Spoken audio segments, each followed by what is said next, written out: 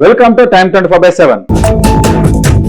అమర్నాథ్ యాత్ర ప్రారంభించిన ప్రతిసారి భక్తుల్లో ఒక ప్రశ్న తప్పక తలెత్తుతుంది. గుహలోని మంచు శివలింగం ఏట సహజంగా ఏర్పడుతుందనే ప్రశ్న కోట్లాది మంది భక్తులకు అది పరమశివుడి దివ్య స్వరూపం. అదే సమయంలో శాస్త్రవేత్తలు ఈ ఆధ్యాత్మిక అద్భుతం వెనుక ఆసక్తికరమైన భౌగోళిక ప్రక్రియను ఉందని చెబుతున్నారు. శ్రీనగర్ కు ఈశాన్యంగా సుమారు 145 కిలోమీటర్ల దూరంలో దాదాపు 4000 మీటర్ల ఎత్తులో అమర్నాథ్ గుహ ఉంది. గుహపై ఉన్న సున్నపు రాయి, జిప్సం శిలాల పగుల ద్వారా హిమనాదాలు, మంచు కరిగిన నీరు నెమ్మదిగా గుహలోకి చేరుతుంది. లోపల -డిగ్రీల ఉష్ణోగ్రత కారణంగా ఆ నీరు ఒక్క పొరగా గడ్డగడుతుంది. ఇలా పొరపై పొర ఏర్పడుతూ పైకి ఎదిగే మంచు స్తంభమే భక్తులకు దర్శించే మంచు శివలింగం అవుతుందనే విశ్వాసం ఉంది. దీనికి ఉష్ణోగ్రతలు కూడా ప్రధాన కారణమని శాస్త్రవేత్తలు చెబుతున్నారు. యాత్ర సమయంలో వేలాది మంది భక్తులు గుహలోకి రావడంతో లోపల ఉష్ణోగ్రత పెరుగుతుందని, దాంతో మంచు వేగంగా కరుగుతుందని, అంతేకాదు మంచు కురిసిన పరిమాణం, హిమనదాల కరుగుదల, గుహలోని వాతావరణం కూడా శివలింగం పరిమాణాన్ని ప్రభావితం చేస్తాయి. అమర్నాథ్ గుహలోని పరమశివుడు పార్వతీదేవి సృష్టి అమర రహస్యాన్ని వివరించడానికి హిందూ పురాణాలు చెబుతున్నాయి. ఈ విశ్వాస అమర్నాథ్ ను అత్యంత పవిత్ర పుణ్యక్షేత్రంగా నిలబెట్టింది.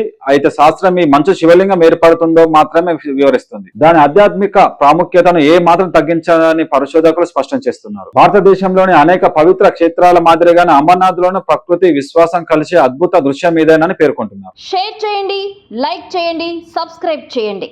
మరిన్ని వీడియోల కోసం బెల్ సింబల్ పై క్లిక్ చేయండి.